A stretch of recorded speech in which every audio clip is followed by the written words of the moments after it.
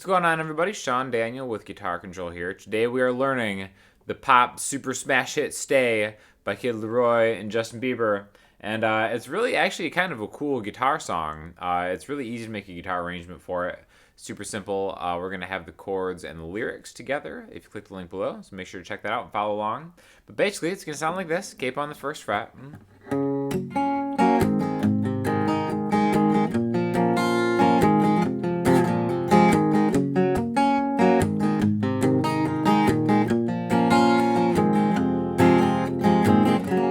So there's a couple different ways to play this, right? But it's really only 4 chords that repeat over and over and over again. All right? Chords are going to be F major, G major, A minor, and E minor. And again, all those chords are going to be in relation to the capo, okay? So what I mean by that is, like, even though we're playing an F-shaped chord, it's really going to be an F-sharp chord in reality without the capo, right? So again, let's just go through how to play these chords, and we're going to talk about how to make it sound a little bit more like the song. So F major, I'm playing like this. I'm really just going for the middle 4 strings, okay? My ring finger's on the 3rd fret of the A string, my pinky's on the 3rd fret of the D string, my middle finger's on the 2nd fret of the G string, and my pointer finger's on the 1st fret of the B string, okay?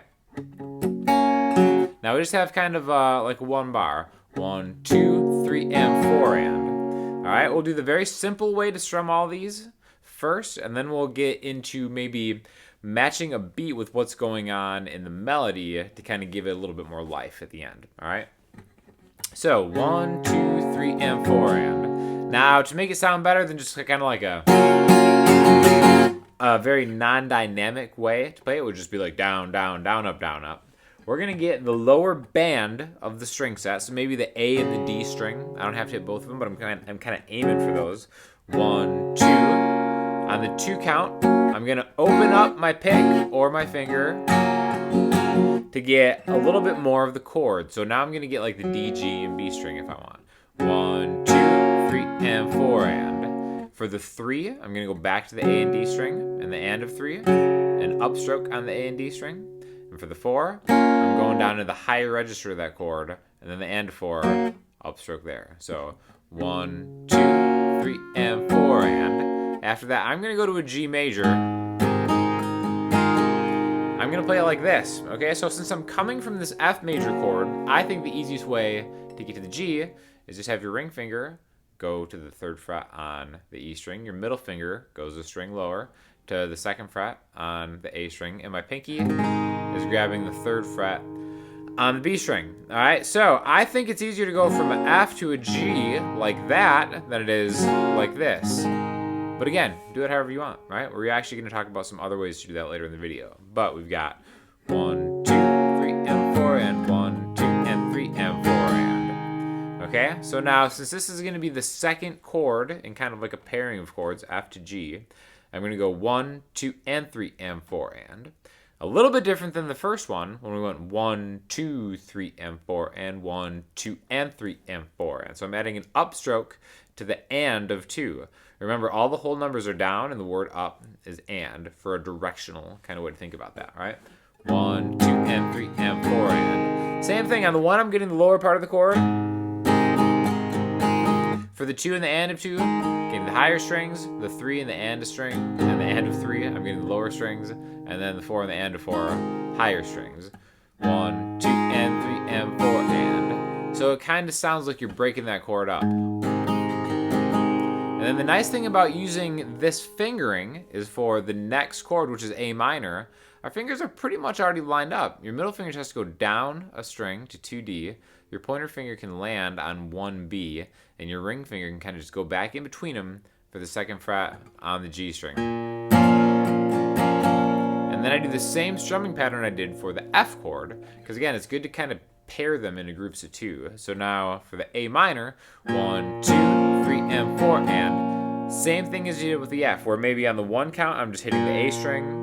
On the 2 count, I'm getting more of the chord with that downstroke. 1, 2, 3 in the and of 3, lower strings down up, 4 in the and of 4, higher strings down up. 1, 2, 3, and 4 and then we're going to end by just moving this shape down a string or one string lower to E minor's position, 2A, middle finger, 2D, ring finger. 1, 2, and 3, and 4, and. Just like the second group before, right? Down, down, up, down, up, down, up. With the low, high, low, high. All together, sounds like this.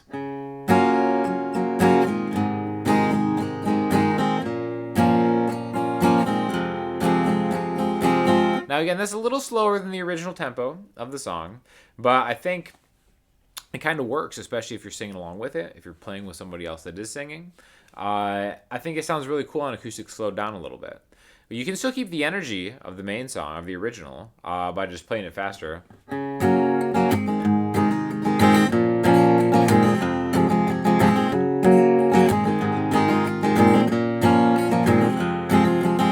But before you do that, try to really just slow it down, get everything in time, and then you can kind of do some other cool stuff, which we're going to kind of showcase right here. All right. So I think to really get a good acoustic accompaniment vibe going for a song that never changes chords, like this one, is to be able to play it in a couple different ways. All right. So let's start with just the F. First we had the.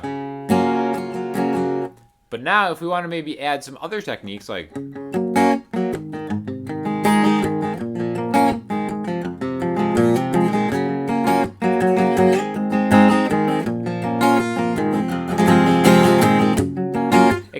I feel like playing like that gives it a little bit of the energy of the original, which is just such a bop.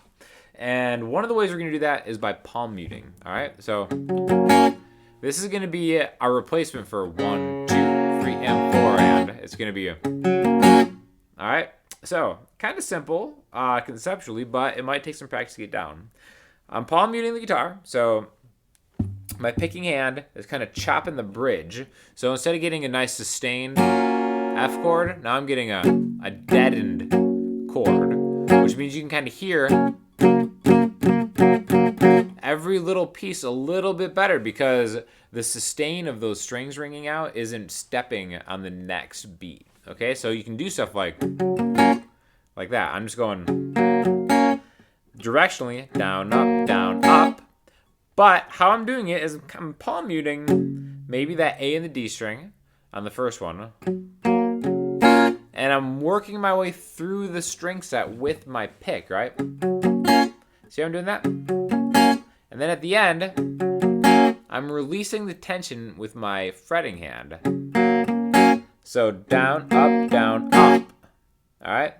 I'm just going 2 strings at a time. A and D, G and D, G and B, and then just kind of the higher end of the string. And then my left hand, or just whatever fretting hand you're using if you're lefty, is releasing the pressure when I get to the end of that kind of musical phrase, the bar.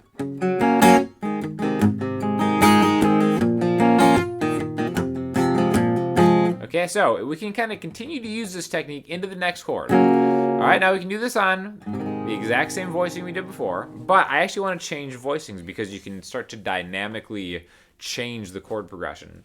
The way we're going to do that, really easy. We're going to take that F chord, and we're just going to move it 2 frets higher. F, F sharp, G, okay?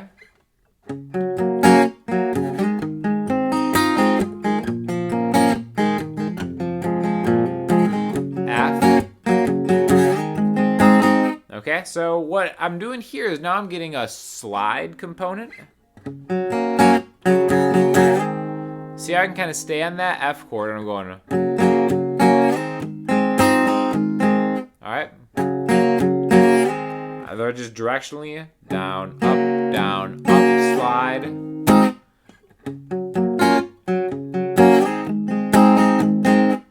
Just like that, okay? So after that slide, down, up, down, up, down, up, down, down, up, down, up, down, up, down, up. All right?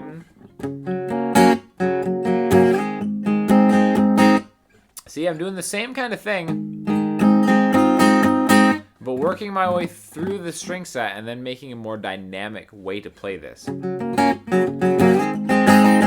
And again, the way I'm kind of choosing the strumming pattern is dependent on the melody of the song, so the words being sung, or maybe what the instrument is kind of doing at the beginning of the intro.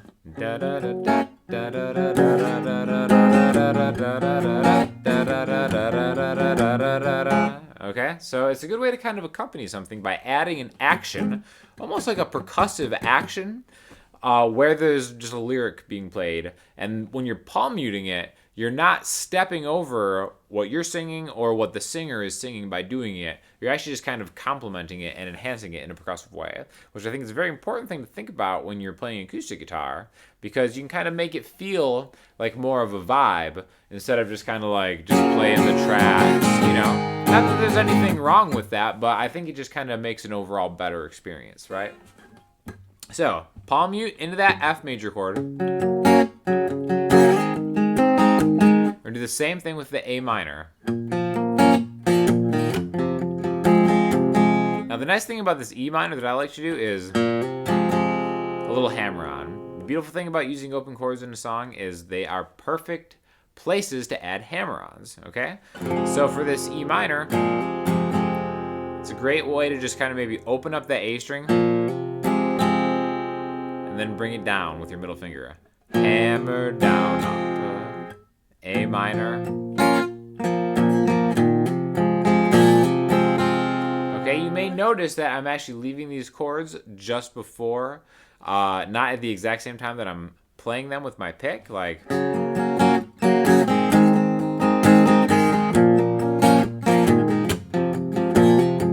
Okay, so I'm actually leaving and hitting an open string set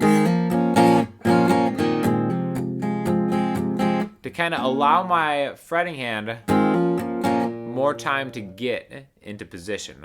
So I'm almost kind of hammering on all those chords. That's something that you can always practice. Just F, G, A minor.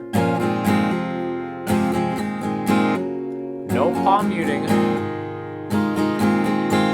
As long as you get those chords on the downbeat or where they're supposed to be, you can play the open string set in between and it won't sound like you're doing anything wrong. It's way better to do it that way than to do it this way.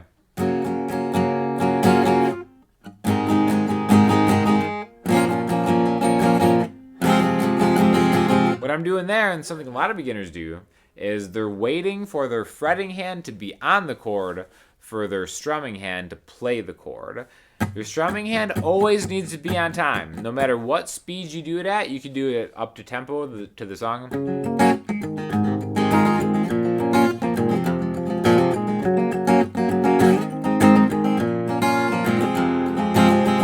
You know, which is kind of fast. Or you do it super slow.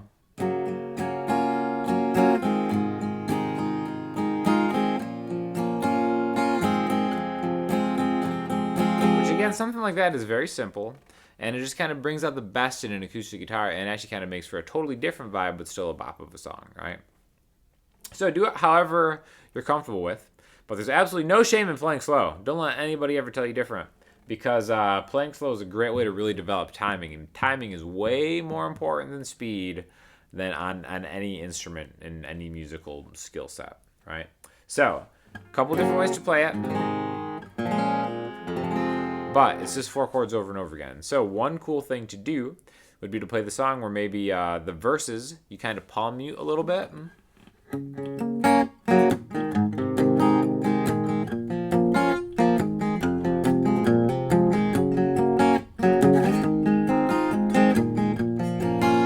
then for the chorus, bring it up a little bit by...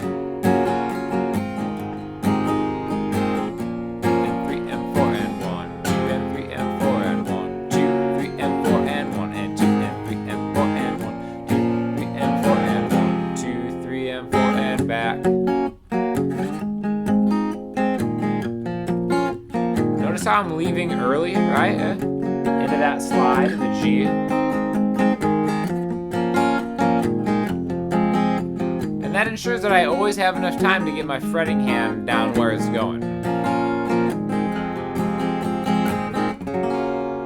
And then you can end unresolved on this F major, because sneak attack, you're in the key of C all along, but you never actually played a C chord, which again, just music theory wise, using all the chords in the key of C, but never playing a C chord is a good way to kind of keep a progression from ever sounding like it needs to stop, right? No, it doesn't sound like it resolves there. Definitely not there. I guess kind of here. Again, live, it's pretty funny. I always feel like I have to go to C if we're playing this one live. But anyways, really fun song to play. Definitely worth investing a few minutes to just practice it. Memorize the chord progression is really easy. F, G, A minor, E minor. Do it in a couple different ways. Don't cheat yourself. Don't get comfortable just playing the same chords.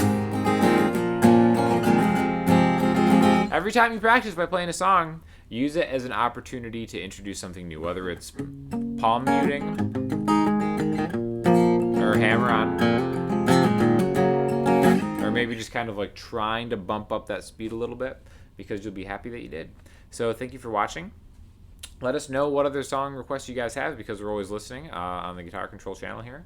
So let us know what you want to see, and we'll have some more videos coming soon. So definitely check out some of these other videos by myself, other fine guitar control instructors, and we'll talk to you soon. Thanks a lot.